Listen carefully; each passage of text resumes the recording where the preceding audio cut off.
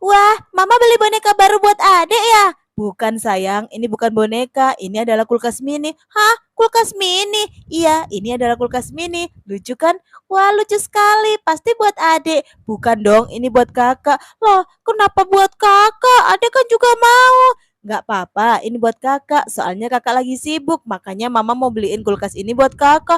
Ih, padahal adek mau. Itu ada minuman kurami dan minuman manis lainnya. Adek kan suka. Nanti kamu boleh minta ya sama kakak. Mama. Ya udah, nanti mama beliin lagi deh buat adek. Yeay, makasih mama.